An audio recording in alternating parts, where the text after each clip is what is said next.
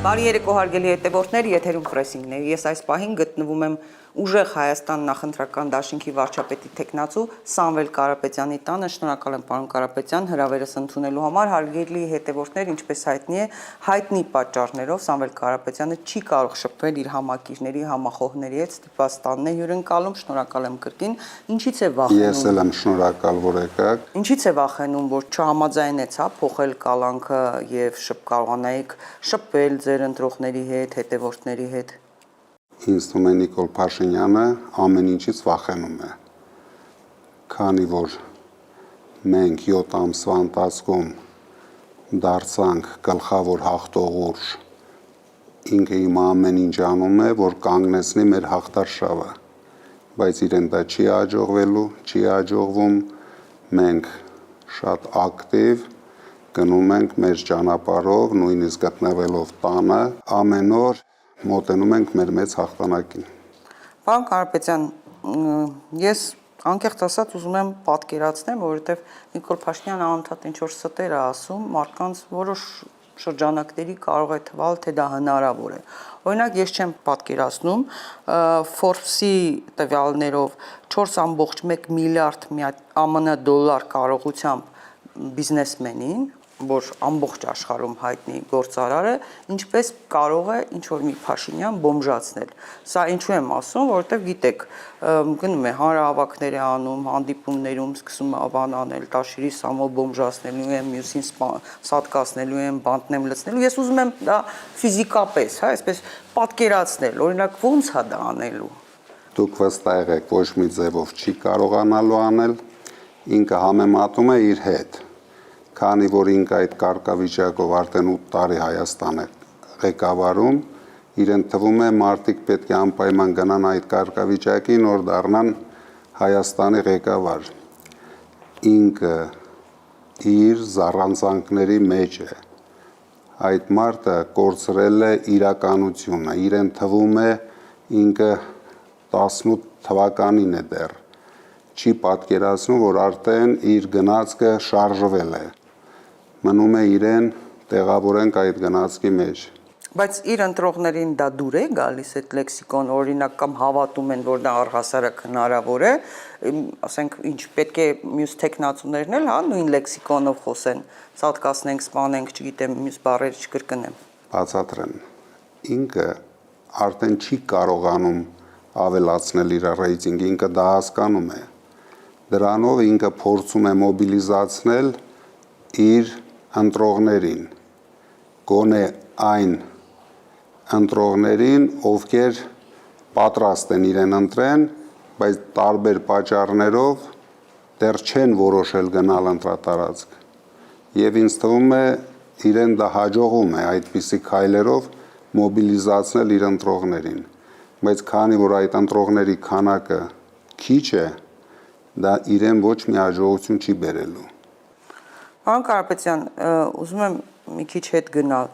Ինչ եղավ, որ դուք որոշեցիք գալ եւ ձեր աջակցությունը հայտնել եկեղեցուն եւ ինչ էր այդ ժամանակ նշանակում մեր ձևով կաջակցենք եկեղեցուն։ Դուք գիտեք, որ տարիներ շարունակ ես միշտ եղել եմ մեր եկեղեցու կողքին։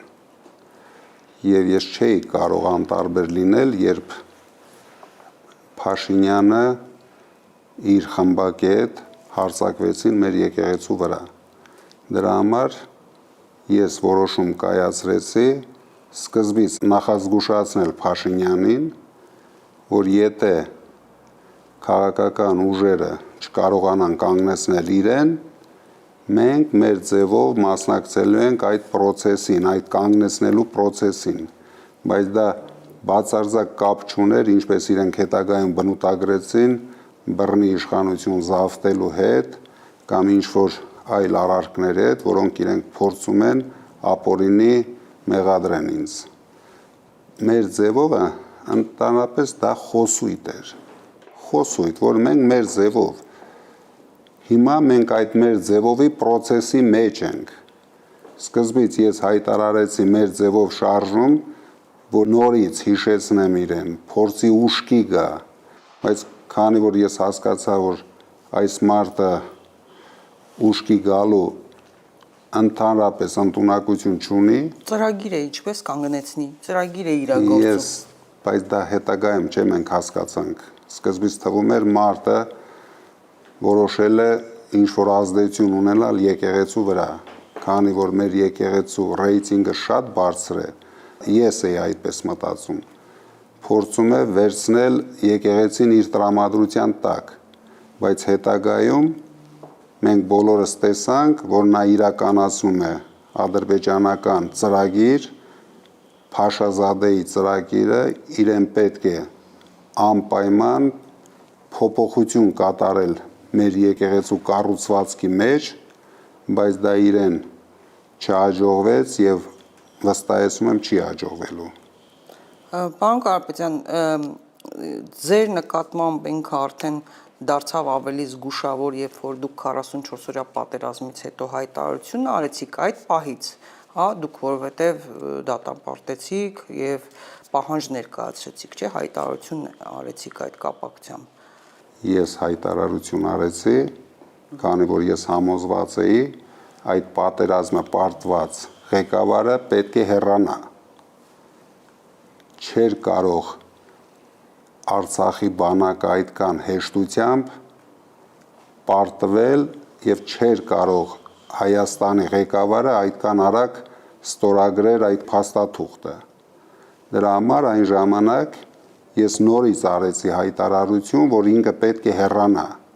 բայց քանի որ Նիկոլ Փաշինյանը աշխարհի ամենամեծամիտ մարդն է, ոչ մի բան չի հասկանում, մեծամտորեն ինքը չլսեց իմ հորդորը եւ իմ նման մարդկանց հորդորը։ Եթե ինքը այն ժամանակ հեռանար, ես վստահ եմ, մենք հիմա կունենայինք հայկական Արցախ։ Պարոն Կարապետյան, ես ուզում եմ խոսենք նաև այն մասին, իդեպ Պաշտպանության նախկին նախարար Փաշինյանի հետ աշխատած Դավիթ Տոնոյանը այս օրերին հաստատել էր, թե որքան աջակցություն եք ցուցաբերել դուք պատերազմի ժամանակ եւ Նարեկը Կարապետյան ասել էր, որ որևէ մեկը բանակին հայ բիզնեսմեններից, հա, այդքան աջակցություն չի ցուցաբերել, ինչպես դուք։ Բայց ես հատկապես ուզում եմ խոսել այն մասին, որ դուք փորձել եք կանգնեցնել պատերազմը։ Խնդրում եմ սրա մասին պատմեք, հա, որովհետև դուք լավատեղյակ եք ինչ է կատարվում։ Ձեր կառուցած հիվանդանոցում էին այդ արյունաքամ տղաները վիրահատվում, այդ վիրահատարաններում չեք խոսել շատ դրա մասին, քչերը գիտեն, բայց դուք ինչպես եք փորձել կանգնեցնել, ինչ է տեղի ունեցել, ինչ են ձեզ պատասխանել։ Դա գաղտնիք է, դրա մասին շատ լավ գիտի Նիկոլ Փաշինյանը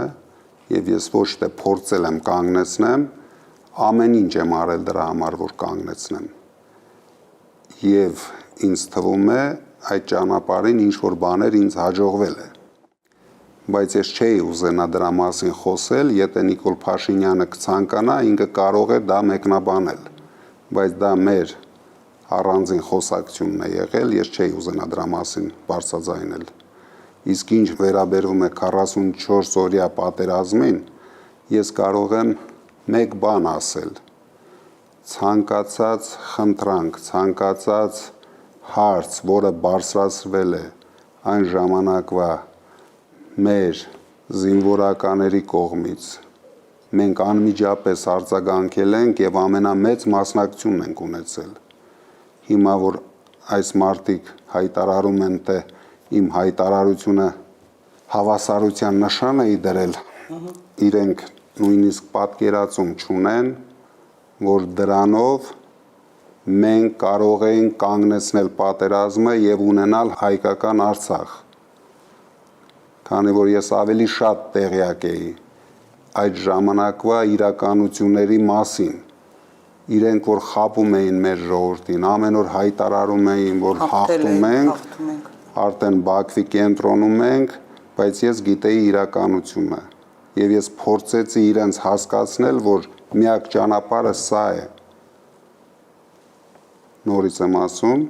այս մարդիկ լսելու ընդունակություն չունեն,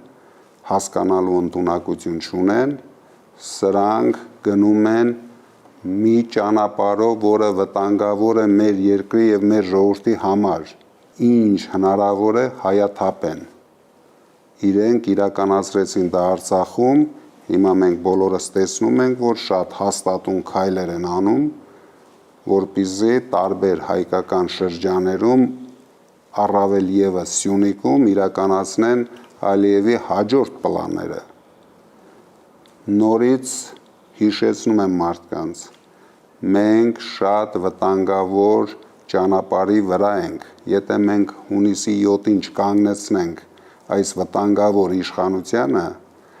մենք կունենանք 300,000 ադրբեջանցիներ Հայաստանում, ինչքան էլ իրենք փորձեն դա ներկայացնեն, որ մենք նախընտրական ինչ-որ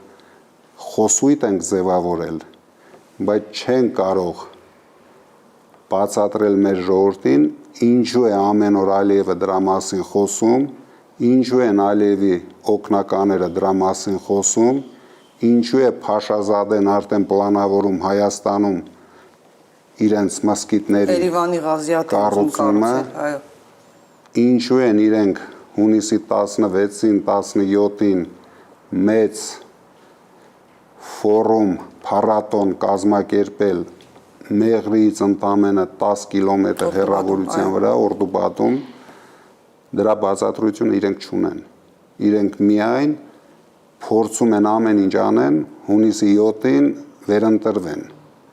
չհասկանալով, որ հայ ժողովուրդը այս անգամ իրեն չի ներելու։ Եթե ինչ-որ տեղ կարողացան հայ ժողովրդին խաբեցին Արցախի կորստի պատճառների մասին, բայց իրենք ոչ մի ձևի չեն կարողանալու հայ ժողովրդին բացատրեն, ինչի համար բացեցին Սյունիքի դարպասները եւ ինչ մենք ստացանք դրանից։ Մենք բացարձակ ցանկություն չունենք Ադրբեջանը միացնենք Թուրքիայի հետ։ Դա ինչ է մեզ տալիս։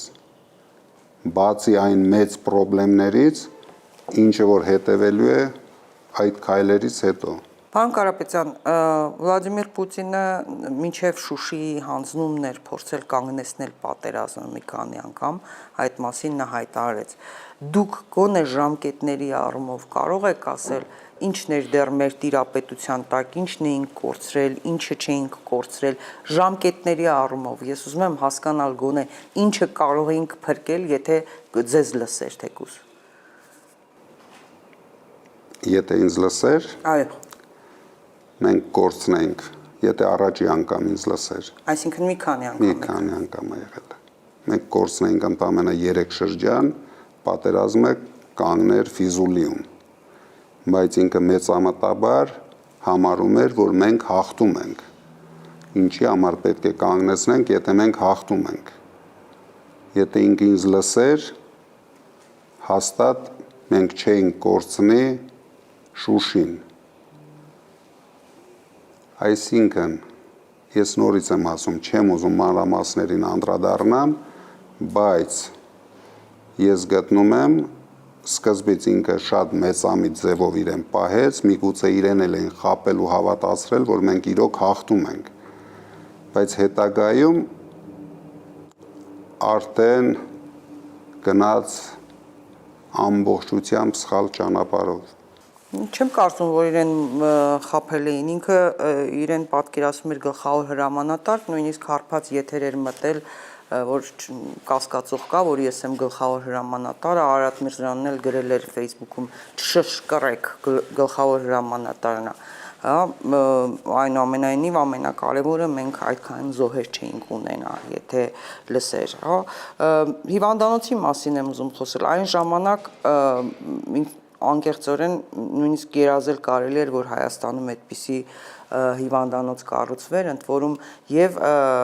նաեւ բունկերներում կային վիրահատարաններ եւ հարյուրավոր երիտասարդների կյանք փրկվեց ըստ էության, բայց հազվադեպ մի քանի գործարարներ կայք, որ Արցախում Հայաստանից կամ այլ երկրից, որ Արցախում ներդրումներ էի կանում, չեք մտահոգվում, որ մի օր կարող է այսպիսի բան տեղի ունենալ, չի ցավում, որ օրինակ այնտեղ եք կառուցել ոչ թե այստեղ կամ ինչ-որ ափսոսանք։ Այն ժամանակ ինձ մի աշխարհում չկար հայ, ում ֆանտազիան կերիկ էր, որ մենք կարող ենք կորցնել Արցախը։ Ես պատկերացում ունեի, որ մեզ դժվար կլինի պահել այդ 7 շրջանները, բայց ես միշտ վստահ էի, որ Արցախը միշտ լինելու է հայկական։ Եվ ինչ քայլեր ես արել եմ Արցախում, արել եմ արցախահայության համար, որ արցախահայերը բարեկեցիկ կյանքով ապրեն Արցախում։ Դա ես համարում եմ ճիշտ քայլեր էր, դա հնարավորություն էր տալիս, որ մեր արցախահայությունը չհեռանա Արցախից։ Եվ ես հույսով եմ, որ այդ հիվանդանոցը ապագայում նույնպես կծառայի հայ ժողովրդին, Արցախի հայ ժողովրդին։ Երեք լսում էի Ալեն Սիմոնյանը հանրայինի եթերում խոստովանեց, որ Գորիս-Կապան ճանապարհը իրենց պահանջով է տրվել Ադրբեջանին։ Այսինքն միայն պատերազմի կորուստը չէր, պատերազմի ընթացքում ունեցած կորուստը, պատերազմից հետո, նույնիսկ ավարտվելուց հետո, մենք անընդհատ կորուստ էինք ունենում։ Գորիս-Կապանը, Տավուշից տարածքներ, Հայաստանից այլ հատվածներից տարածքներ, ադրբեջանական զորքն է այստեղ, այսինքն շարունակվում է։ Նայեք, երբ որ պարտվում եք պատերազմը եւ ստորագրում եք կապիտուլյացիոն փաստաթղթեր, արդեն դուք այդ վախերի մեջ իրականացնում եք բոլոր այն ծրագրերը, որոնք թելադրվում են։ Եթե դուք հիշում եք, մենք նույնիսկ պատերազմով չենք պարտվել Լաչինի շրջանը, չենք պարտվել Քելբաջարի շրջանը, հանձնվել է ձեր նշած ճանապարհը։ Նույն արդյունքում հանձնվել են Ջերմուկին հարակից հողերը եւ այդպես շարունակ։ Եվ այդպես շարունակվելու է, եթե մենք չկանգնեցնենք այս ամենը, չփոխենք բանակցողին, չփոխենք Հայաստանի ղեկավարին, քանի որ մարդը, ով 3 անգամ պարտվել է, ինքը չի կարող իրականացնել Հայաստանի շահերից բխող ոչ մի քաղաքականություն։ Ամենաշատը կարող է այդ պահին վազել թմբուկ նվագել, որպեսզի ես վստահ եմ զսպի իր ներքին ցասումները, որ ինքը չի ուզում, բայց ստիպված է անել։ 44 օրյա պատերազմից հետո փնտրում էին, չէին գտնում, բունկերում էր թաքնվել։ Դրա համար եմ ասում, այս մարդը իր վախերի մեջ ամեն ինչի ընդունակ է։ Ինքը վախենում է աթոռը կորցնել։ Ինքը ես չեմ հավատում, որ ցանկանում է աշխատել Հայաստանի ղեկավար,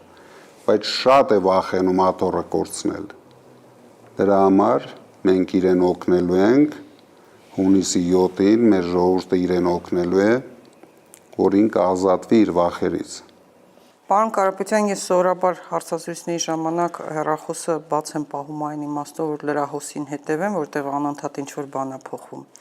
Ուժեղ Հայաստան կուսակցության անդամ Ալիկ Ալեքսանյանը ձերբակալվել է։ Ըստ քննչական կոմիտեի բացահայտվել է բազմաթիվ անձանց նյութապես շահագրգռելու եւ առանձնապես խոշոր չափերով փողերի լվացման դեպք։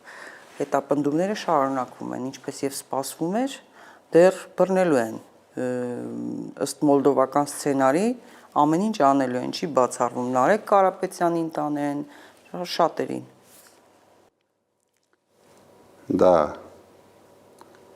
նորից Փաշինյանի վախերի արդյունքն է, օրինակ նույն Ալիկ Ալեքսանյանը բացարձակ կապ չունի ոչ մի մարդկանց հետ, դուք տեսնում եք, ինքը մեր կարևոր գործընկերն է եւ ամեն օր մասնակցում է մեր հանրահավաքներին եւ միգուցե նույնիսկ ղեկավարում է այդ հանրահավաքները։ Դրա համար իրենք շատ անհանգստացած են Ալիկ Ալեքսանյանի բարձրացող ռեյտինգից եւ անցան արդեն մեր կուսակցության ավելի մեծ ղեկավարներին ձերբակալելու։ Բայց ոչինչ, շատ քիչ ժամանակ է մնացել, իրենք բոլորը այդ անողները իրենց արածների համար շատ կփոշմանեն, քանի որ չի կարելի ամեն օր զբաղվել ապօրինություններով։ Ամեն ինչին չափ կա։ Եթե դու անցնում ես չափը, դու պետք է պատրաստ լինես պատասխան տալու, եւ բոլոր ապօրինություն անողները պատասխան են տալու։ Ոչ մի ասում լավ բան, լավություն անպատասխան չի մնում, ընդ որում Ալեք Ալեքսանյանը իմ քայլին նույնիսկ աջակցել էր, չէ, հիմնադրամին ժամանակին գումարով աջակցություն էր ցուցաբերել։ Ոչ մի բան չի կանգնեցնում Փաշինյանը, էլի, երբ պետք է օգտվում են բարիքից, բարությունից, հետո հետապնդում։ Բայց ինչ է կանելու, եթե օրինակ մոլդովական սցենարը դա է ենթադրում, պարոն Կարապետյան, շատ լավ գիտեք։ Սկզբում ասում են լրտեսական ցանց է գործում, գործակալներ են, հետո սկսում են շինծու կամ այսպես ասած դրսում ստեղծված ինչ-որ մեդիա հարթակներով հոդվածներ պատվիրել, հետո սկսում են արդեն հետապնդումները կալանավորել, ուժեղ անդամներին, կուսակիցներին ձերբակալել, հետո կարող է հասնի բանը նրան, որ օրինակ արգելեն ձեզ եւ մի քանի կուսակցությունների դաշինքների մասնակցել ընտրություններին։ Սցենարը սա է լինելու։ Մոլդովական սցենար, բա ինչի են խնդրել։ Ու ինչ են ստանում դրանով։ Ստանում են Նիկոլ Փաշինյան կայակալած մի բան, այդպես կոկտեյլ։ Դե կարող ենք մենք ստանալ Նիկոլ Փաշինյան կալաս Մայա Սանդու, սենց ինչ որ մի հատ կոկտեյլ է դառնում էլ իրենց ամեն ինչ իրեն կարող են ստանալ, բայց հաստատ հայ ժողովուրդը իրեն չի ներելու դա։ Ես վստահ եմ դրանում։ Դա շատ վտանգավոր քայլ է իրենց համար, եւ ես վստահ եմ ինքը չի գնալու այդպիսի արկածախնդրության։ Ինչ կանել ցանկություն ունի, ինչ կանել կալասը ցանկություն ունի, ինչ կանել ավելի բարձր պաշտոնյաներ եվրոպական ցանկություն ունեն, դա շատ վտանգավոր է լինում։ Դա հնարավոր է, եթե դու չունես ավելի ուժեղ հաղթող կուսակցություն քո դեմ։ Մոլդովայի սցենարը հնարավոր եղավ երկու փոքր կուսակցության դեպքում։ Հայաստանում արդեն կան ուժեղ կուսակցություններ, ովքեր անպայման պայքարեն ապօրինությունների դեմ եւ վստահ եղեք կհաղթեն։ Ինչ կանել իրենք ցանկանան դա անեն։ Վերջը որոշողը հայ ժողովուրդն է։ Իսկ հայ ժողովրդին հասցրել են այնպիսի վիճակի, այնպիսի աղքատության, որ իրենք չեն կարողանալու բացատրեն հայ ժողովրդին, ինչի համար իրենք պետք է մնան այդքան քիչ համախոհներով։ Հիմա ամեն ինչ շատ է փոխվել։ Իրենք ունեն շատ քիչ համախոհներ։ Ես հասկանում եմ, այս մարդը ամեն ինչի գնում է,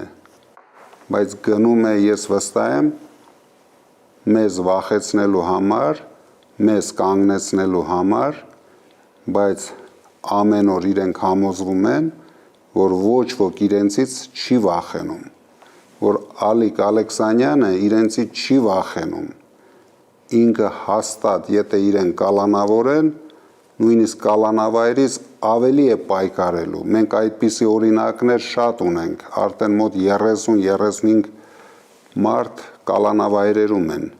եւ ոչ ոք չի կանգնեցրել իր պայքարը, քանի որ բոլորը հասկանում են, որ սա իրենց հայրենիքի համար է, իրենց ինքնության համար է, իրենց եկեղեցու համար է, եւ վստահ եղեք, մեկ վայրկյան չեն կանգնեցնելու։ Իրենք կարող են ձերբակալել շատերին, բայց պատասխան են տալու ամեն ինչի համար։ Պարոն Կարապետյան, եթե այսպես քաղաքացին ուղղակի ձեզ հարցնի, ինչի եկաք, ինչու որոշեցիք գալ անել, ինչ եք պատասխանելու։ Որտեվ մյուս կողմից ամեն ինչով ապահոված, այսպես ասած, ձեր անդարտ գլուխը բերեցիք ցավի մեջ դրեցիք, կալանքի մեջ, անմարդկային պայմաններում, ինչի եկաք, ինչ եք պատասխանելու։ Այս սրա համար եկա։ եկա կանգնեցնելու այս ապօրինությունները, եկա կանգնեցնելու Ալիևի ու Փաշինյանի պլանները, այն պլանները, որ բերեն լցնեն Հայաստանը ադրբեջանցիներով, եկա, որ հայ ժողովրդի ձեռքը բռնեմ, բարձրացնեմ վերև, և դա անելու եմ, ոչ ոք թող դրա մեջ չկասկածի, մենք դա անելու ենք։ Պարոն Կարապետյան, իշխանությունները այսպիսի ներսում, ուժային կառույցների ներսում բամբասանքներ են տարածում, որ եթե հանկարծ ԿՊ-ին ձայն չտակ, ընդդիմությունը գալու է, բոլորիդ ազատելու է աշխատանքից, ատեստացիաներից զրկելու է, այդ պարգևավճարներից զրկելու է, աշխատավարձերը կրճատելու է, այս ուրախ չաղուբախտավոր կյանքը, որ Նիկոլը բերել է, էլ չի լինելու։ Նույնը տեղի ունենում նաև պետական կառավարման համակարգում։ Մարդկանց վախեցնում են, որ եթե Սամվել Կարապետյանը դարձավ վարչապետ, այսինքն ուժեղ Հայաստանի համակիրներին առաջնահերթություն է տրվելու, բոլորը կրճատման տակ է քննելու, վենդետաներ են լինելու, հետապնդումներ են լինելու, մարդիկ սրանից էլ են վախենում։ Մենք թույլ չենք տալու այն սխալները, ինչը թույլ տվեց այս իշխանությունը, մեր համար չի լինելու ԿՊԱ-կան ուժեղ Հայաստանի համախոհներ, մենք լինելու ենք բոլոր հայերի համար իշխանություն, բոլոր հայերին բարեկեցություն բերող իշխանություն, ոչ ոք թող չանհանգստանա, ովքեր բարեխիղճ կատարում են իրենց աշխատանքը, իրենք ավելի լավ են գնահատվելու, իրենք ավելի լավ երկրում են ապրելու, նույն ուժային կառույցների այն աշխատողները, ովքեր բացեի բաց ապօրինություններ չեն կատարում, իրենք էլ ավելի լավ աշխատանք են ունենալու, բացարձակ կապ չունի, մարդկանց խաբել են, մարդկանց մոլորեցրել են, մենք դա հասկանում ենք, բայց իրենք էլ պետք է դա հասկանան, իրենք էլ պետք է հիշեն հունիսի 7-ի մասին, դա այն օրն է, որ մենք կանգնեցնելու ենք այս իշխանության ապօրինությունները, այս իշխանության թալանը, այս իշխանության մեր ժողովրդին նվաստացնելը, դա շատ կարևոր օր է հայ ազգի և հայ ժողովրդի համար, դրա համար ես ուզում եմ կոչ անեմ բոլոր անհանգստացողներին, որ ոչ ոք չանհանգստանա, չլսեն ԿՊԱ-կան նարատիվները, այդ փոքրիկ խմբակը ամեն օր բոլորին վախեցնում է, վախենալու խնդիր չկա, մենք լինելու ենք բոլորի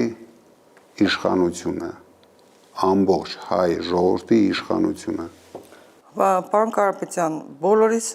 ամենահուզող հարցերից մեկը այս մեր ներքին համերաշխությունը, որ խախտվել է, բևեռացված հասարակություն, ընտանիքներում տարաձայնություններ, նույնիսկ թշնամանք, բոլորիս հավատացեք առաջնահերթ դա է հուզում։ Մենք ուզում ենք նույնիսկ վերադառնալ այն բնականում կյանքին, երբ որ մարդիկ կարողանում էին առողջ հարաբերվել, միասին ուրախանալ, մարդիկ ընտանիքներում միմյանց հետ չեն խոսում։ Այդ դուք դա ինչպես եք վերականգնելու, այդ համերաշխությունը, ինչպես եք վերացնելու այս բևեռացվածությունը։ Շատ արագ ենք վերականգնելու վստահությունը առաջերտին իշխանության նկատմամբ, որ բոլորը պետք է վստահեն իշխանությանը, իսկ իշխանությունը անելու է ամեն ինչ համախմբելու իր ժողովրդին, քանի որ այս պառակտման ժամանակ մենք չենք կարող ապահովել մեր երկրի զարգացումը, իսկ մեր գալու գլխավոր նպատակը մեր երկրի զարգացումն է, մենք չենք գալու ինչ-որ հարցեր լուծենք, ինչ-որ Ալիևի պայմաններով հարցեր լուծենք Ադրբեջանի համար, մենք գալիս ենք, զարգացնենք մեր երկիրը, ապահովենք մեր ժողովրդի բարեկեցությունը եւ վստահ եղեք, մենք շատ կարճ ժամանակում կհասնենք դրան, քանի որ մենք գիտենք Փաշինյանի ու Ալիևի նարատիվները, որը մցրած է Հայաստանի հասարակության մեջ, նույնիսկ դա թշնամական նարատիվներ են։ Այդ հարցում Որպեսզի բևեռացնեն, այո։ Այդ հարցում դուք եք մեզ օգնելու։ Մեր լրագրողներն են մեզ օգնելու, մեր հայրենասեր լրագրողներն են մեզ օգնելու, քանի որ շատ բան կախված է լինելու ձեր մեկնաբանություններից։ Նորից պետք է մարդիկ լսեն, հասկանան, որ մեր համախմբումն է ապահովելու մեր ապագան։ Միայն միավորված ժողովուրդը կարող է կառուցել ուժեղ պետություն, ուժեղ Հայաստան։ Մենք դրան հասնելու ենք շատ արագ։ Պարոն Կարապետյան, նաև որոշակի վախեր ունեն բիզնեսմենները, գիտեք, հա, նախ բիզնեսմենները որպես կանոն իշխանափոխություններից են վախենում, հա, ցնցումներից, Հայաստանում առավել եւս, օրինակ, մտածում են հատկապես, որ ահա բիզնեսմեն է գալիս իշխանության եւ կարող է օրինակ, ասենք, յուրայինների նկատմամբ լավ վերաբերվել, իրենց նկատմամբ խնդիրներ առաջացնել։ Սա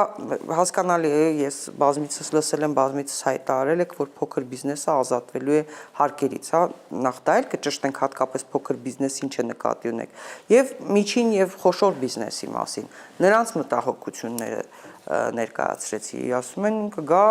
յուրային կանի, կասի սա մերոնքական է, սա մերոնքական չի, խնդիրներ կստեղծի։ Ես վստահեցնում եմ, մենք չունենք յուրային բիզնեսմեններ։ Բոլոր բիզնեսմենները լինելու են մեր գործընկերները, մեր պետության գործընկերները։ Պետությունը կանգնելու է բիզնեսմենների կողքին, իսկ բիզնեսմենները լինելու են սոցիալական ուղղությամբ, որպեսզի օգնենք մեր ժողովրդին, հաղթահարենք աղքատությունը, հաղթահարենք մեր ժողովրդի վախերը։ Բիզնեսմենները ինձ լավ ճանաչում են, իրենք շատ լավ գիտեն, որ ես ոչ մի բանի կարիք չունեմ։ Ինձ պետք է բիզնեսմենների հնարավորությունները, բիզնեսմենների ուժը, որպեսզի մենք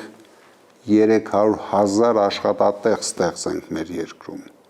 Ինձ ուրիշ ոչ մի բան չի հետաքրքրում բիզնեսմեններից։ Մենք չենք լինելու կառավարություն, ում աչքը առավոտի ծիրիկում բիզնեսմենների գրպանների վրա է, ովքեր հարյուրավոր, հազարավոր քրեական գործեր հարուցելով բիզնեսմենների եւ նրանց ընտանիքների վրա, տերորի տակ քերում են մեր բիզնեսմեններին, տարբեր ձևերով։ Դրա համար բոլոր բիզնեսմենները թող վստահ լինեն, ես շատ լավ հասկանում եմ ցանկացած բիզնեսմենի վախերը, բայց մեր դեպքում իրենք պետք է վստահ լինեն, որ մենք միայն աջակցելու ենք իրենց։ Իհարկե, եթե իրենք աշխատում են օրենքի սահմաններում։ Իրենք ոչ մի խնդիր չեն ունենալու։ Իրենց միակ խնդիրը լինելու է զարգացնեն իրենց բիզնեսները, ապահովեն մեր ժողովրդին աշխատատեղերով, արժանապատիվ աշխատավարձերով։ Սա է լինելու մեր բիզնեսմենի գլխավոր խնդիրը։ Իրենք շատ քիչ են առնչվելու պետական խնդիրների հետ։ Այս բյուրոկրատիան, որ ստեղծել է այս իշխանությունը, ամենաշատ վնաս տալիս է բիզնեսմեններին, բայց ես գիտեմ, մեր բիզնեսմենները հիմա շատ վախեցած են, չեն կարողանում արտահայտվել, բայց բոլորը ներքուստ հասկանում են, բոլոր վտանգները, որ ցանկացած պահին իրենց ապօրինություններով կարող են բերել իրենց ընտանիքների գլխին։ Պարոն Կարապետյան, երբ որ ասում եք փոքր բիզնեսը ազատվելու է, դուք ում նկատի ունեք, օրինակ ասենք փողոցային այդ առևտրականներին, չգիտեմ, վարսավիրներին կամ բաներին, ուզում եմ հասկանալ, որ շերտին նկատի ունեք կամ որ հատվածի նկատի ունեք, հա։ Մենք նկատի ունենք բոլորին, ում շրջանառությունը համապատասխանում է փոքր բիզնեսի մակարդակին։ դա կապ չի ունենալու, մենք չենք բաժանելու Վարշավին ազատում են, գյուղատնտեսությամբ զբաղվողին չենք ազատում։ Բոլորը ազատվելու են, բոլորը հնարավորություն են ունենալու զարգացնեն իրենց բիզնեսները։ Այսինքն շեմ է սահմանվելու։ Շեմը հիմա կա, պետական շեմ կա, ովքեր են համարվում փոքր բիզնեսմեններ, այդ շեմի վրա դա տարածվելու է բոլոր բնակավարներին։ Եվ դա ստեղծելու է շատ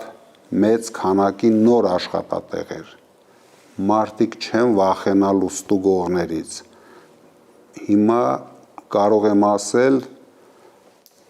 այդ բիզնեսմենները առավոտից երեկո զբաղված են իրենց ստուգումներով,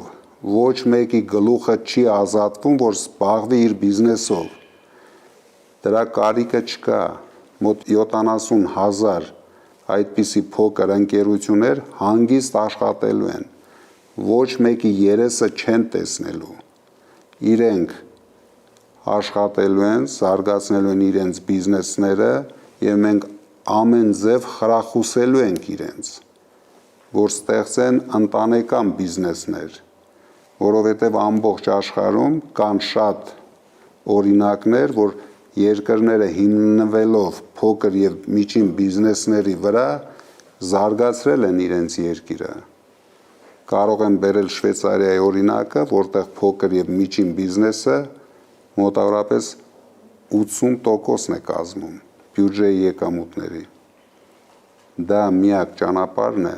ստեղծել աշխատատեղեր շրջաներում, գյուղերում։ Դուք տեսնում եք ինչ է կատարվում։ Ամբողջ Հայաստանում հողերը չեն մշակվում։ Դե որտեվ անշնորհակալ բան է ստացվում, աշխատանք է ստացվում։ Բոլոր առումներով տուժում է գյուղացին։ Վերավաճառողը շահում է, օրինակ գյուղացին ոչ։ Վարկեր վերցնում են, մնում են այդ վարկերի տակ։ Մենք ամեն ինչով խրախուսելու ենք, որ մարդիկ ստեղծեն իրենց բիզնեսները և կարողանան զարգացնել։ Բայց հենց ձևավորվեցին արդեն միջին և խոշոր բիզնեսները, փոքր բիզնեսներից, իրենք իհարկե անցնելու են հարկային ռեժիմի տակ։ Պարոն Կարապետյան, նախ կուզեի դուք կիսվեիք ձեր բիզնեսում ձեր հաջողությունների գաղտնիքով։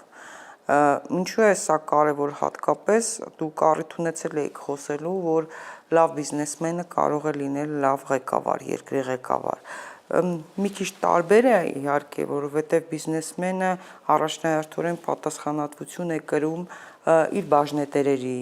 իր հաճախորդների, իր աշխատակիցների նկատմամբ, իսկ երկրի ղեկավարը առաջնահերթորեն հանրության հասարակության առաջ։ Բայց կուզեի հասկանալ, որն եք համարում ձեր հաջողության գաղտնիքը եւ փորձենք տրանսֆորմացնել երկրի վրա, երկրի պատասխանատվության պայմաններում։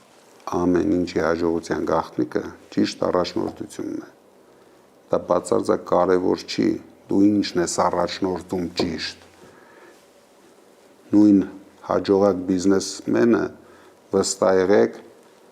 հանգիստ կարող է առաջնորդել պետությունը։ Սկզբունքը միևնույն է, նույնն է։ Կամ դու ունես այդ հատկանիշները, կամ դու չունես այդ հատկանիշները։ Մենք հաջողակ բիզնեսմենի մասին ենք խոսում։ Կներեք Լի Կուան Յուն էլ է եղել, իհարկե ինքը դասական իմաստով բիզնեսմեն չէր, բայց Սինգապուրի ղեկավարը երջանկահիշատակ, բայց նա էլ էր բիզնեսից, այսպես ասել, անցել կառավարում։ Ես վստահեցնում եմ ձեզ, բոլոր այն ղեկավարները, ովքեր ճիշտ են կառավարել պետությունը, բերել են հաջողություն իրենց երկրին, բոլորը կապ են ունեցել բիզնեսների հետ։ Դա անհնար է, եթե դու տնտեսագետ չես կարող զարգացնել տնտեսություն, ինչ կանել խելոք մտքեր արտահայտես, ինչ կանել տեսականորեն դու ինչ-որ բան կարտաս, հասկանաս, դու չես կարող իրականացնել դա։ Ինչը որ մենք տեսնում ենք հիմա, մարդը չի կարողանում ոչ մի բան զարգացնել։ 8 տարում բացարձակ այս մարդիկ ոչինչ չեն արել մեր տնտեսության համար։ Զարգացրել են միայն աղքատությունը մեր երկրում։ Պարտքը։ Պարտքեր են կախել մեր երկրի գլխին։ խաղամոլությունն են եռապատկել, քառապատկել, թմրամոլությունն են եռապատկել, ժողովրդի կեսին դեպրեսիայի մեջ են գցել, որպեսզի հեշտ կառավարեն։ Սա վտանգավոր է, այսպիսի խոսույթ է նույնիսկ վտանգավոր։ Եթե որևէ բիզնես հայտնված լիներ այն վիճակում, ինչ վիճակում Հայաստանը, ինչ ապագա կլիներ, ինչ վիճակում հիմա Հայաստանն է, որովհետև որևէ մեկը, երբ որ զրուցում ենք, ասում է ոչ Երանի այն վարչապետին, որը գալու է, հաջորդ վարչապետին, որովհետև այսքան պարտքեր տնտեսությունը չի աշխատում, դու պիտի պարտքդ սպասարկես, դու պիտի տնտեսությունը զարգացնես, դու ինչի հաշվին, քաղաքացու գրպանի, ինչ կլիներ, եթե մի բիզնես հայտնվեր այն վիճակում, ինչ որ հիմա Հայաստանն է, բանկրոտ։ Դա այդքան էլ այդպես չի, մենք մեր երկրները ու մեր երկրներում հետխորհրդային երկրների մասին է խոսքը, այս տարիների ընթացքում մեկ կրիզիսից անցնում ենք մյուս կրիզիսին, այսպես ենք աշխատում, միշտ կրիզիսների մեջ ենք, բայց դիմանում են և զարգանում են այն ընկերությունները, ում առաջնորդները ունեն դրա հնարավորությունը, զարգացնելու հնարավորությունը, ճիշտ առաջնորդներ են, ճգնաժամից օգուտ ճգնաժամային կառավարիչներ են։ Հիմա մենք կարող ենք համարել, որ Հայաստանի տնտեսությունը խորը ճգնաժամի մեջ է, եթե չհաշվենք արտաքին տրանսֆերները, որ գալիս է Հայաստան։ Դրանք էլ են Մի կրճատվել։ պահ, եթե տրանսֆերները չգան Հայաստան, դուք վստահ եղեք, ամբողջ երկիրը կոլապսի մեջ է լինելու։ Բայց քանի որ ես ինձ համարում եմ շատ լուրջ ճգնաժամային կառավարիչ, մենք ունենալու ենք հնարավորություն այս երկիրը այս ճգնաժամից դուրս բերելու համար։ Կարող եք ասել առաջի 3 քայլերը, երբ որ վարչապետ լինեք, ինչ եք անելու։ Մարդը կոնկրետ քայլեր է ուզում։ Դա չի լինելու առաջի 3 քայլերը, դա լինելու է միանգամից բոլոր քայլերը։ Եթե մենք սկսենք քայլ-քայլ մոտենալ այս հարցին, հավատացեք, մենք այդքան ժամանակ չենք ունենալու։ Մենք միանգամից ուսումնասիրելու ենք, մոտարապես շատ բան հասկանում ենք, շատ բաներ էլ ուսումնասիրելու ենք և սկսելու ենք համընդանուր լուծումներ տալ այս ամեն ինչին։ Քանի որ շատ արագ մենք պետք է շարժվենք առաջ, մենք ժամանակ չենք ունենալու։ Եթե մենք դանդաղեցինք, մենք ավելի կխորացնենք այս կրիզիսը, քանի որ 15 միլիարդ պարտք սպասարկելը այս բյուջեի համար դարձել է շատ լուրջ պրոբլեմ։ Իրենք նախընտրական հայտարարություններ են անում, բայց իրենք հասկանում են, որ դրա դիմաց իրենք այդ գումարը չունեն։ Մենք պետք է կարողանանք արագ վերականգնենք մեր տնտեսությունը, ստեղծենք 300,000 աշխատատեղ, եթե մենք դա չենք ստեղծում, մեր տնտեսությունը ապագա չի ունենալու։ Միայն ստեղծելով այդ աշխատատեղերը, նոր ձեռնարկություններ, մենք կհասնենք նրան, որ Հայաստանի տնտեսությունը կարող է սպասարկել իր պարտքերը, Հայաստանի տնտեսությունը կարող է զարգացնել մեր երկիրը։ Բա ինչի հաշվին է, ինչի հույսին է հայտարարում, որ Հայաստանի Հանրապետությունը այլևս պլեջի կամ ծիպուլի հույսին չի, միլիարդների, տրիլիոնների երկիր է։ Այդ ոնց։ Ընդամենը օրեր առաջ Համաշխարհային բանկից էլի 170 ու քանի միլիոն եվրո պարտք կա վերցրել, վար կա վերցրել։ Ինչ Դա ընդամենը նախընտրական ոնց ենք հաղթահարելու։ Փողոցում վազվզող խելագարի հայտարարություն է։ Մենք եթե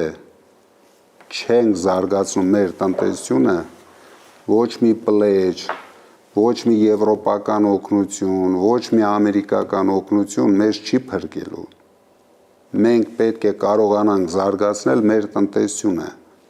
Ինքը այդ մարդը ոչ մի բան չի հասկանում, ինչպես չհասկացավ զիջեց Արցախը, ինչպես չի հասկանում, որ 300,000 ադրբեջանցիներ գալու են Հայաստան, այսինքն հասկանում է, չի ուզում ընդունի։ Այնպես էլ չի հասկանում, որ խոշոր գերտերությունների հետ ոտք գցելը վտանգավոր է մեր երկրի տնտեսության համար, համենայն դեպս հաստատ տնտեսության համար։ Մենք շատ վտանգավոր քայլեր ենք անում մեր երկրի դեմ եւ մեր ժողովրդի դեմ, այսինքն այս իշխանությունն է վտանգավոր քայլեր անում։ Դրա համար պետք է համախմբվել, մեկ օր շուտ ազատվել այս իշխանությունից։ Պարոն Կարապետյան, հիմա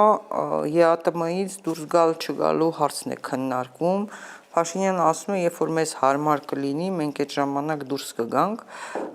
Ռուսաստանից կոշտ հայտարարություններ են հնչում, մինչև դեկտեմբեր ժամանակ է տվել ԵԱՏՄ նախագահների գագաթնաժողովը, ղեկավարները ԵԱՏՄ երկրների, Սա ինչ է նշանակում, դուք ավելի լավ կհասկանաք այս ԵԱՏՄ ղեկավարների գուցե լեզուն,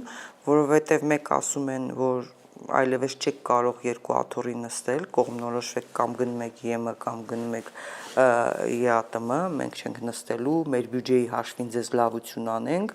գազը այդքան էժան վաճառելով, տարբեր ամենաբարձր պաշտոնյաներ հայտարարեցին։ Մյուս կողմից անեն ժամկետ են տվել, Փաշինյանն էլ ասում է, երբ կուզենք դուրս կգանք։ Նախ խոսենք դրա հետևանքների մասին, հետո բացատրեք սա ինչ է նշանակում, մի տեսակ ոնց որ մուկն ու կատու խաղան, Հիմա նախորդին էլ ծնունդներ Փաշինյանի, Պուտինը զանգել մի երկու ջերմ խոսք ասել, հիմա ասում է, որ ամեն ինչ շատ լավ է լինելու, շնորհակալություն է հայտնել, այս ինչ մուկն ու կատու է, կներեք։ Սա մուկն ու կատու չի, Բա ինչ է սա։ Սա նույն Փաշինյանի չհասկանալու արդյունքն է։ Այդ գժի տեղ դնեմ բան խաղամ եմ, որ ասել է։ Նորից իրեն գժի տեղ է դնում, նախընտրական գժի տեղ։ Այսինքն, ինչ է նշանակում, երբ մեր երկրի գյուղատնտեսության 80-90%-ը կախված է ԵԱՏՄ-ի շուկայից, դու ինչ կարող ես անել, որ դա վերաձևավորես, չկա այդպիսի բան, համենայն դեպս մոտակա 10-15 տարում դա անհնարին է լինելու, իսկ երբ կուզեմ դուրս կգամ, դուք վստահ եղեք, արդեն շատ վաղուց, կարող եմ ասել 20 թվականից, Հայաստանը բացարձակ չի մասնակցում Հայաստանի մասին որոշումներին, բոլոր որոշումները կայացում են առանց Հայաստանի, ինքը միայն կատարող է, ինքը ընդամենը Ալիևի մարզպետն է, հիմա եթե սառեցնեն, դա Փաշինյանի պատճառով է լինելու, նորից իր մեծամտության պատճառով է լինելու, իր չհասկանալու պատճառով է լինելու, բայց դա շատ վտանգավոր է լինելու, դրանից տուժվելու է հայ ժողովուրդը ոչ թե Փաշինյանի գրպանը, ինքը լավ հասկանում է եւ լավ կարողացել է ձևավորել իր գրպանի հարցերը, դրա համար էլ չի զգում հայ գյուղատնտեսները, հայ բիզնեսմենները ինչքան խնդիրներ են դրանից ունենալու։ Դրա համար սա պետք է մեկ օր շուտ կանգնեցվի։ Փաշինյանը նոր մեծ փորձանքներ է բերելու հիմա մեր տնտեսության վրա եւ դա շատ դժվար է լինելու նորից վերականգնել։ Բայց մենք դա կվերականգնենք եւ չենք հասցնի դրան, հունիսի 7-ին իրեն արագ ճանապարհենք եւ կզբաղվենք մեր բոլոր հարցերով, մեր տնտեսության հարցերով, ԵԱՏՄ-ի հետ հարաբերությունների հարցերով, Եվրոպական միության հետ ճիշտ հարաբերություն ձևավորելու հարցերով, Ամերիկայի Միացյալ Նահանգների հետ ճիշտ հարաբերություն ձևավորելու հարցերով, ինչը շահավետ կլինի մեր երկրին։ Պարոն Կարապետյան, նաև դեռ մի 2 տարի առաջ, երբ որ այդ խաղաղության խաչմերուկ կոչված մակետներ ճոճում եւ Վրաստանում առաջին անգամ ներկայացրեց, այն ժամանակ իր փոխնախարարներից մեկը, որը մասնակցում էր, հայտարարեց, որ չի բացառվում մենք ադրբեջանական գազ, նավթ առնենք։ Ադրբեջանը չունի բավարար չափով սեփական գազ, նույնիսկ Swap ճանապարհով է գազը վաճառում, ներքին շուկայի համար վերցնում է ռուսական գազը, Եվրոպային վաճառում է այդ քիչ ադրբեջանական գազը, Եվրոպան շատ լավ գիտի դա, բայց օգտվում է, ռուսական գազից, այդպես։ Հիմա երեք դարձյալ հայտարարել է, որ մենք մեր գազատարն ենք ունենալու, գործարարներից Խաչատուր Սուքիասյանն էլ ասել է բանը, իբրև թե մեզ արդեն առաջարկում են ավելի էժան գազ, ավելի էժան գազ, ինձ թվում է միայն Ադրբեջանը կարող է առաջարկել, այդպես չէ, այն էլ գազը քաղաքականություն չէ, նավթը քաղաքականություն չէ, ինչ պայմաններով են մեզ տալու էժան գազ։ Չկա էժան գազ։ Դա ընդամենը հերթական ստերն են։ Փաշինյանը իր ստերով կերակրում է մեր ժողովրդին, որպեսզի նորից վերընտրվի։ Չկա այդպիսի գազ, չկա այդպիսի էժան նավթ, գոյություն չունի։ Դրա համար մենք չպետք է կորցնենք մեր հնարավորությունները, էժան գազի հնարավորությունները, ավելնորդ քայլեր չանենք, չխորացնենք խնդիրները, որ հետագայում հնարավոր չլինի լուծել այդ խնդիրները։ Նույն Մոլդովան հիմա ստանում է շատ էժան գազ, 3 անգամ թանկ, 4 անգամ թանկ, քան Հայաստանն է ստանում։ Նրանք էլ իմիջիայլոց այդպիսի մեծամիտ հայտարարություններով ստացան էժան գազ։ Մի ժամանակ Վրաստանն էլ, հետո բայց անցում է կատարում դարձյալ ռուսականին։ Այս տարածաշրջանում գազ ունի Ռուսաստանը եւ գազ ունի Իրանը, բայց իրանական գազը այս հյուսային հատվածներում սահմանափակ է եւ ավելի էժան չի, քան ռուսականը, այսինքն չկա այդպիսի հնարավորություն։ Դա կարող է լինել կծկտուր մի փոքրիկ քանակ, մի փոքրիկ ձևի համար նախընտրական 1 ամսով, ես չգիտեմ կլինի թե չէ։ Ոնց որ էս ծորենա տալիս։ Ոնց որ ծորեն կամ ինչ որ բան տվեցին, որ մարդկանց ցույց տան ձայներ հավաքեն։ Բայց այդ հնարավորությունը իրոք չկա։ Մենք դա շուտով կտեսնենք, ինչքան մեծ խնդիրների առաջ կանգնեցրեցին։ Դուք ադրբեջանական նավթ կառնեիք, Ադրբեջանից գազ կառնեիք, այս պայմաններում։ Կոնկրետ այս պայմաններում ես ոչ մի նավ չէի առնի, ոչ մի գազ չէի առնի, կոնկրետ այս պայմաններում։ Բայց հետագայում, եթե մենք կունենանք արժանապատիվ խաղաղություն, կվերադարձվեն մեր գրաված, օկուպացված տարածքները, մեր գերիներին կվերադարձնենք Հայաստան, կունենանք ճիշտ երկարաժամկետ խաղաղության պայմանագիր, արդեն դա լինելու է մեր բիզնեսմենների խնդիրը։ Եթե իրենք կտեսնեն ձեռնտու է Ադրբեջանից գազ ու նավթ առնելն ու գազ ոչ մի անգամ էլ չի լինելու, նավթ էլ չեմ տեսնում, բայց եթե հնարավոր կլինի, բիզնեսմենը կարող է աշխատել։ Բայց այս պայմաններում, երբ մենք չունենք խաղաղության պայմանագիր եւ ռեալ խաղաղության հնարավորություն, ես համենայն դեպս դրանով չէի զբաղվի։ Պարոն Կարապետյան, Ալիևը ինչ բանով է, այսպես ասած, բովանդակությամբ է, որ հարցով է հատկապես հետախուզում հայտարարել ձեզ դեմ։ Արցախին օգնելու, Արցախի պատերազմի ժամանակ Ես չէի ուզենա անդրադառնալ այդ հարցին, քանի որ դա միջազգային խնդիրներ կառաջացնի։ Դրա համար հայտարարել է ու հայտարարել է։ Ես դրանից չեմ անհանգստանում, հանգիստ ապրում եմ, միգուցե Ալիևը վաղը ավելի մեծ հայտարարություններ կանի, դա ինչի անհանգստացում։ Ինձ համար ամենակարևորը մեր երկրի վիճակն է, մեր ժողովրդի կենսամակարդակը բարձրացրելն է։ Ալիևը, եթե վաղ ընտրվեք, դուք վաղ մեսօր ընտրվեք վարչապետ, դուք ստիպված եք լինելու Ալիևի հետ աշխատել։ Այս բանակցությունների պայմանավորվածություններն է ձեր սեղանին դրվելու Հայաստանի սահմանադրությունը փոխել, ինչ եք անելու։ Ալիևը պայմաններ դնում է միայն իր մարզպետին։ Ալիևը հասկանալով, որ ես իրեն չեմ պարտվել, որ ես ոչ մի հայկական շատ չեմ զիջելու, ինքը հանգիստ են, որ ասում են կնստի իր տեղը և կանցնի ավելի ճիշտ բանակցությունների, որպեսզի մենք ունենանք ճիշտ երկարատև խաղաղություն,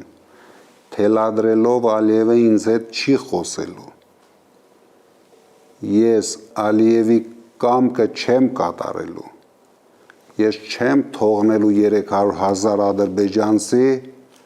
մուտք գործի Հայաստան իր խաղի կանոններով։ Դուք երևի գիտեք, որ իրենք արդեն շատ մասշտաբային ծրագիր են սկսել,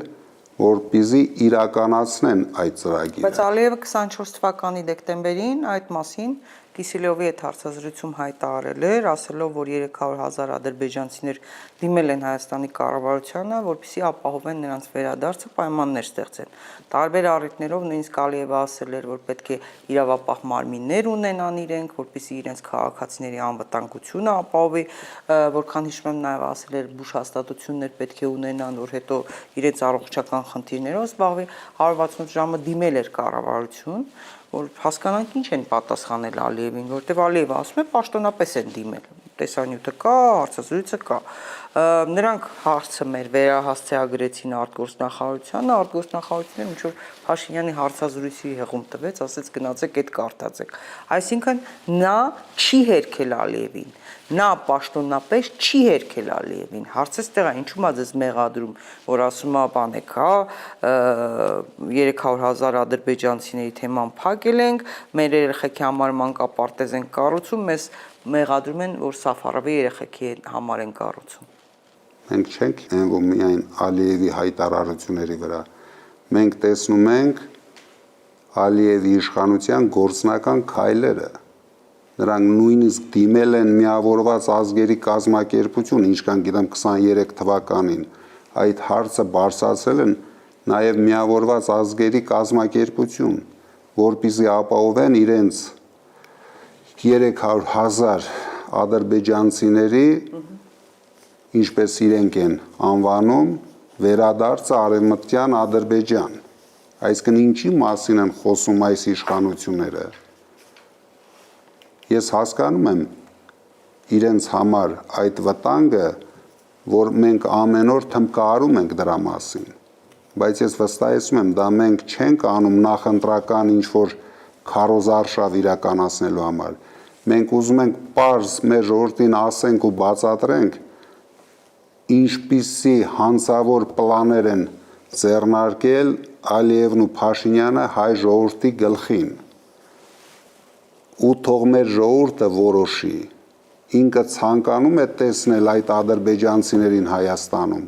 Դրա համար մենք ցույց ենք տալիս, մենք հենց առաջի օրը օրենք ենք ընդունելու Սաֆարովի կանխարգելման օրենք, հատուկ դրել ենք այդ անվանումը այդ օրենքի վրա, որպեսզի նորից հայ ժողովրդին հիշեցնենք Սաֆարովի արած արարքները մեր զինվորականի նկատմամբ։ Դպրոց են փակում Գուրգեն Մարգարյանի անունով, դպրոցն են փակում։ Իրենք ոչ միայն այդ դպրոցն են փակում, իրենք փակում են մոտարապես 240 դպրոց։ Ազատում են այդ գյուղերը հայերից։ Իրենք շատ հետևողական քայլ-քայլ իրականացնում են Ալիևի ծրագիրը։ Եվ դուք տեսնեք, եթե Աստված չանի, ու չի կարող այդպիսի բան լինել, եթե հայ ժողովուրդը նորից սխալվի, կտեսնեք ընդամենը շաբաթների ընթացքում իրենք ինչքան ակտիվ կարագացնեն այդ process-ները։ Դրա համար պետք է կանգնեցնել իրենց հունիսի 7-ին։ Եվ վստահ եղեք,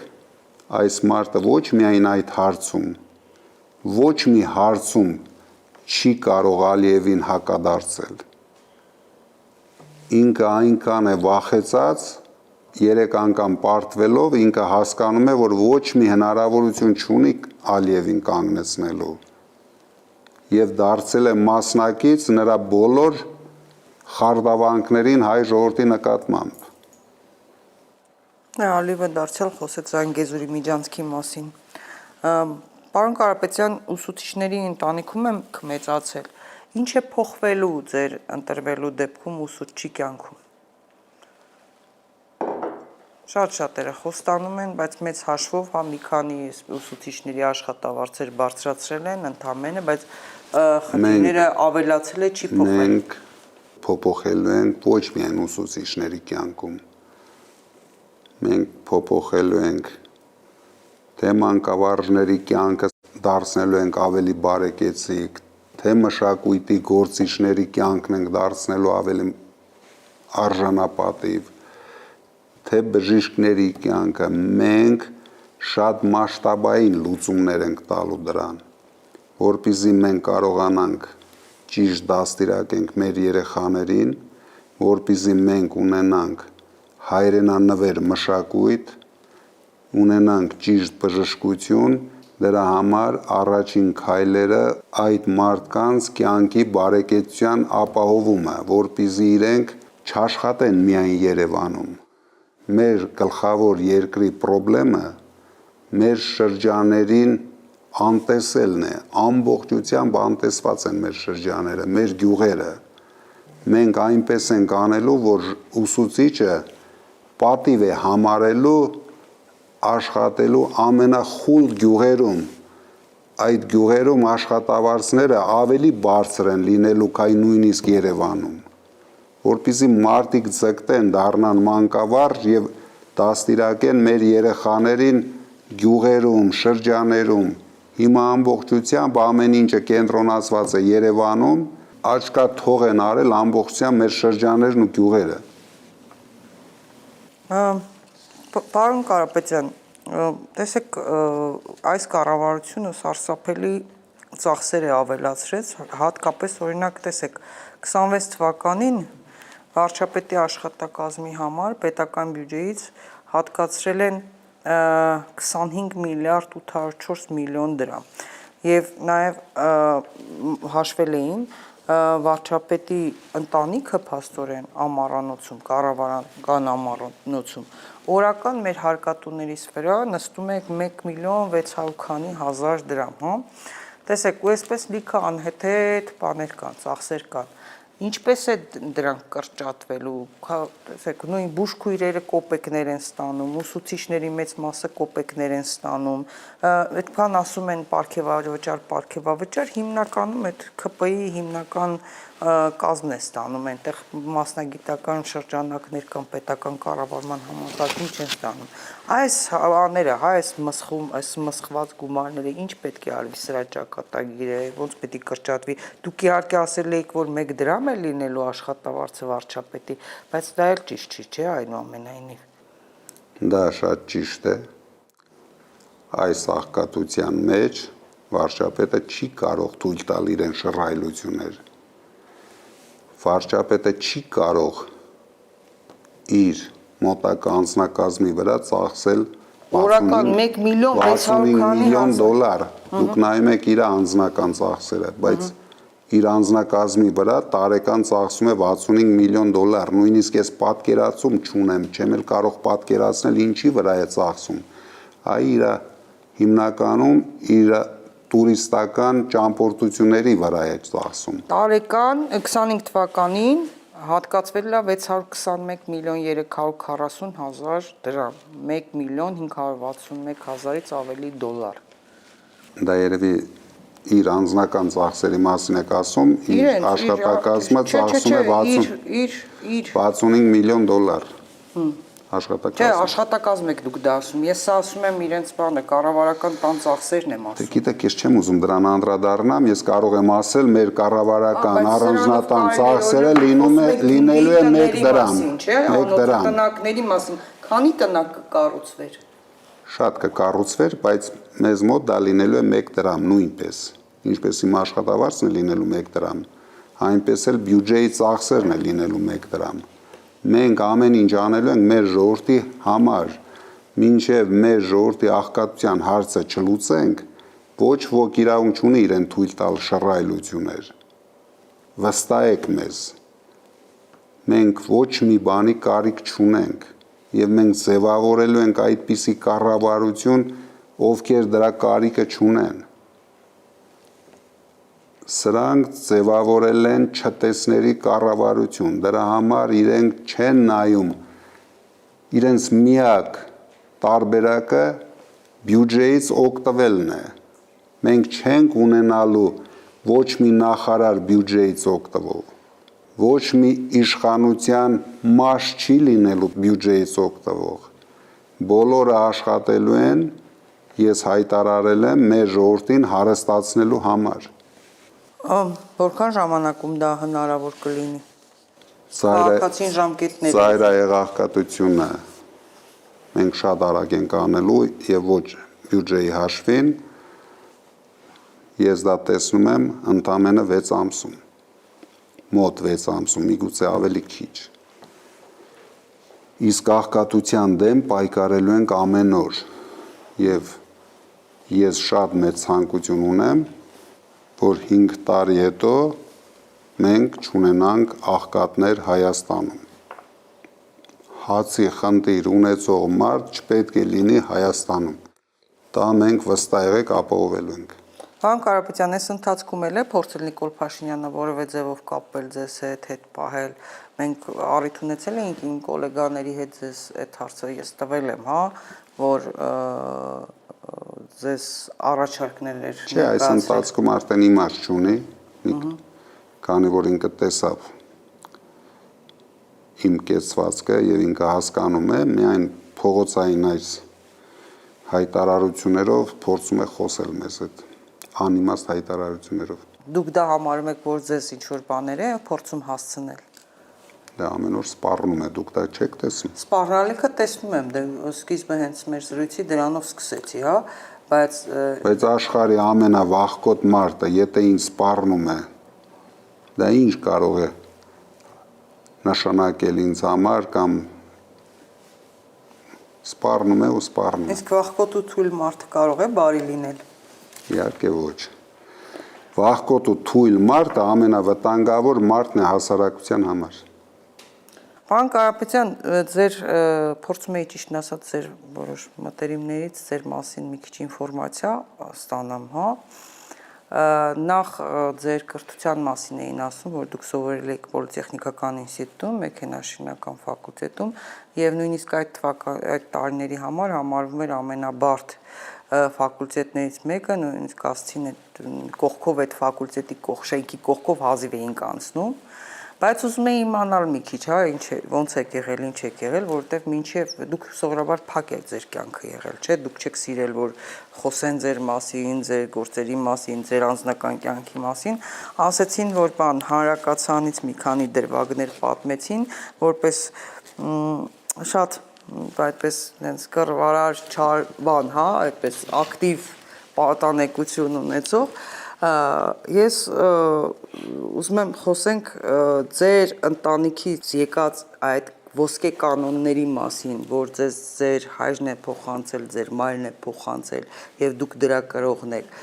Ձեր ընկերների հետ շարունակում եք շփվել, թե ոչ, կապերը պահում եք, թե չէ։ Մի քիչ մարդկային ձեր տեսակի մասին եմ ուզում ներկայացնել, որովհետեւ խոսել եք իհարկե, նայել եմ նաև Նազանի հետ զրույցը, բայց դեռ փակ է։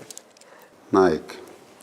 ես ծնվել մեծացել եմ շատ տրադիցիոն ընտանիքում։ Մեր համար մեր հայկական տրադիցիաները միշտ եղել են առաջնահերթություն։ Եվ իմ հայրը, քանի որ մաթեմատիկա էր դասավանդում,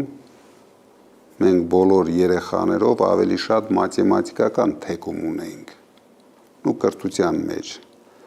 Եվ դա օբյեկտիվ էր, որ մենք ընդունվեցինք եւ սովորեցինք Պոլիտեխնիկական ինստիտուտում, որտեղ այնտեղ շատ էր անհրաժեշտ այդ մաթեմատիկական թեկում ունենալը։ Ասեն գումանիտար թեկում ունեցող երեխաները բացարձակ չէին կարողանալու սովորեին այդ մասնագիտությամբ։ Իհարկե ես եղել եմ թե շատ ակտիվ երեխա, թե շատ ակտիվ ուսանող, ոչ միայն հանրակացարանում, դրանից հետո եղել եմ շատ ակտիվ բիզնեսմեն և հիմա եմ շատ ակտիվ բիզնեսմեն, հիմա արդեն շատ ակտիվ քաղաքական գործիչ եմ, շուտով կլինեմ շատ ակտիվ վարչապետ, ես ամեն ինչ անելու եմ, որ իմ կյանքը միշտ ակտիվ լինի, որովհետև միայն ակտիվությամբ դու կարող ես հասնել հաջողությունների, եթե դու ամեն ինչից վախեցար, ոչ մի համառություն չունեցար, այդ ներքին դուխը չունեցար, դու ոչ մի բնագավառում հաջողակ չես կարող լինել։ Շարունակում եք շփվել ձեր ուսանողական ընկերների հետ, դպրոցական ընկերների, միշտ գնում էիք ձեր գյուղ։ Բոլոր իմ դպրոցական ընկերները իմ կողքին են, բոլորը, առանց բացառության։ Չկա, դպրոցական, ոչ միայն ԿՊԱ-ական չկա, իրենք իմ կողքին են, միշտ, փոքրուց։ Բոլոր իմ ուսանողական ընկերները, բոլորը իմ կողքին են, առանց բացառության։ Եվ շատ լավ աշխատում են, շատ լավ ապրում են, ինձ թվում է բոլորը գոհ են, ես էլ դժգոհ չեմ։ Պարոն Կարապետյան, ձեզ երբ որ մեղադրում էր Փաշինյանը իբրև թե լավ չեք խոսում, բայց դուք ձեր ընտանիքում հայերեն եք չէ խոսում, բարբարով, օրինակ ես գիտեմ էլի Մոսկվայից, Ռուսաստանից կամ ընտանիքներ, բիզնես ընտանիքներ, որ հիմնականում ռուսերեն են խոսում, բայց դուք որքան գիտեմ, ձեր ընտանիքում հայերեն եք չէ խոսում, հիմնականում խոսում ենք միայն հայերեն, բայց մեր բարբարով։ Իսկ լավ եմ խոսում, վատ եմ խոսում, դա դուք կարող եք գնահատել այս հարցազրույցի ընթացքում։ Իսկ Նիկոլ Փաշինյանը ու իր ճտերը, երբ դրա մասին խոսում են,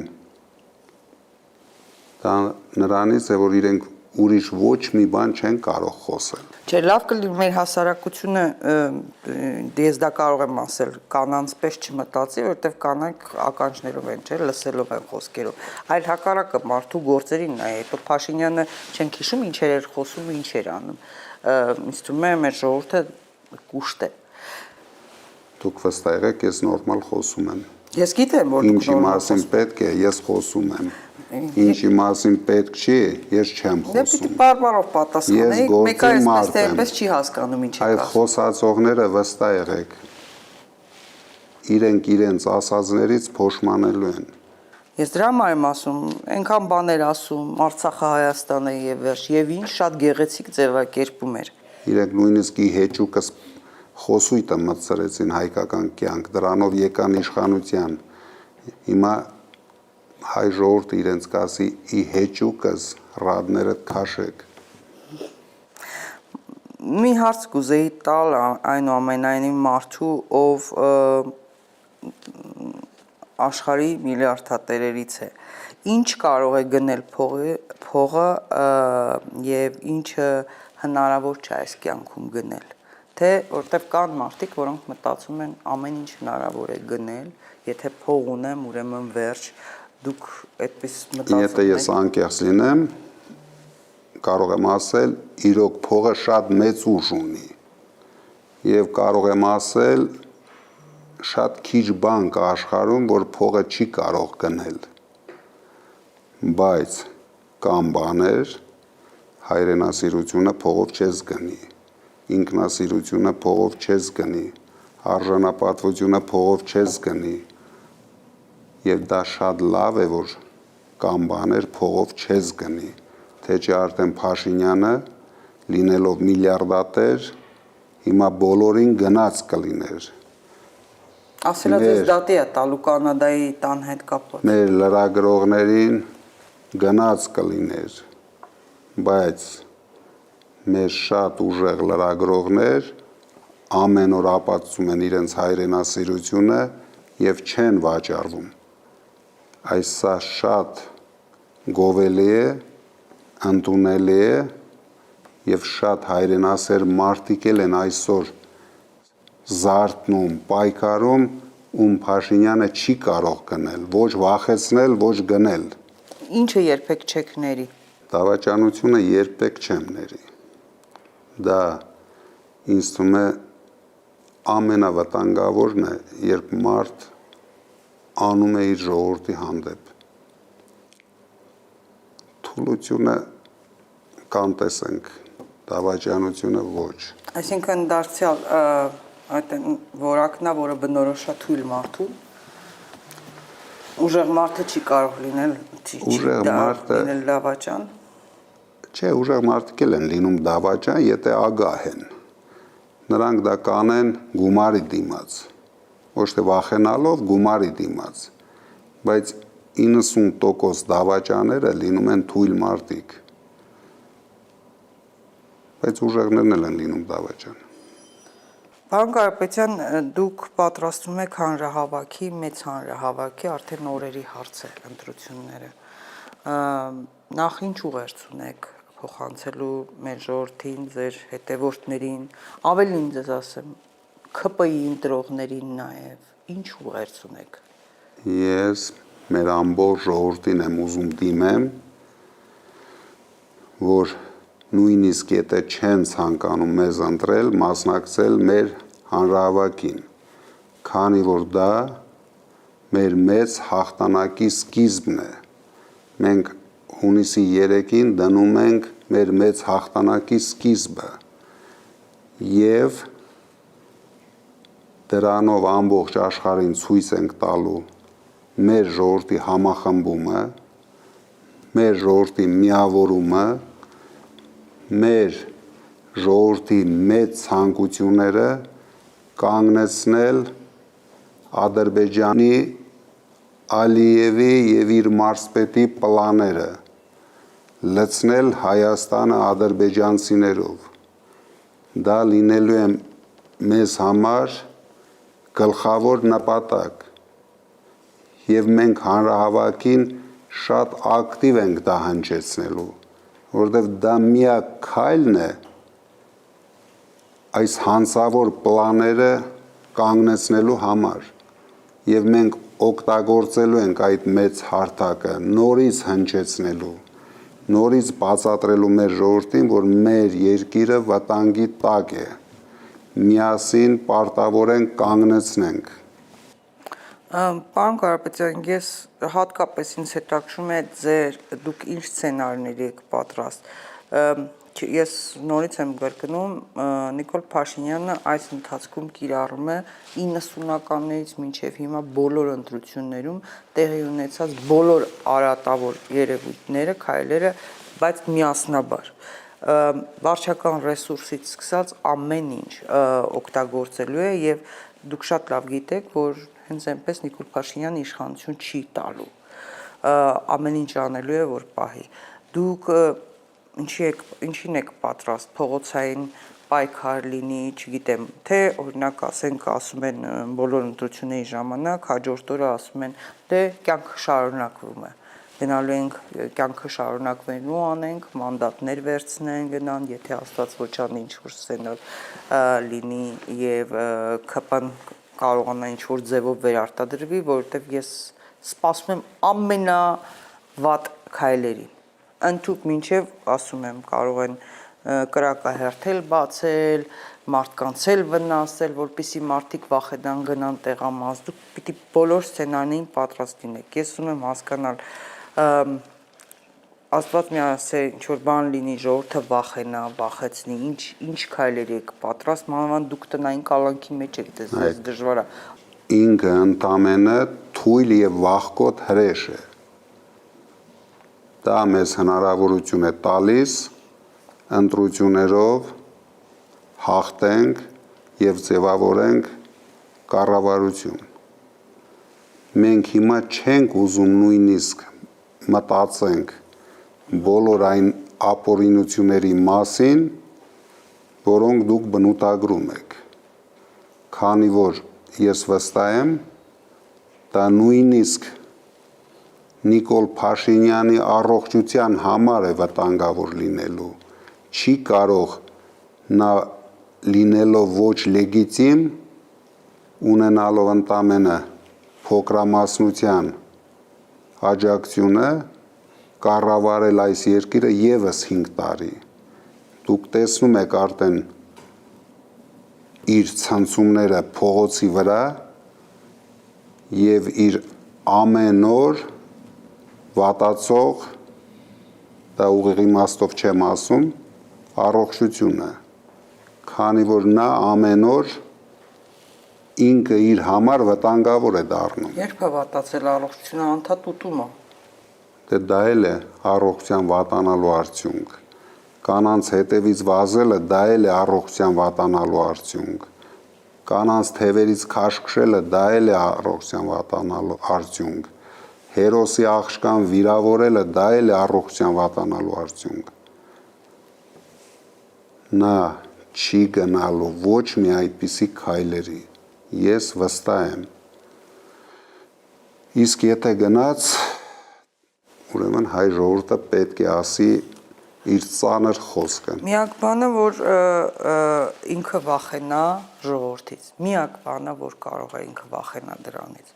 որտեղ նրան ճանաչողները շատ լավ գիտեն, երբ որ ինքը վախենում է, ընդ որում կարող է գնալ, փակվել մի սենյակում ու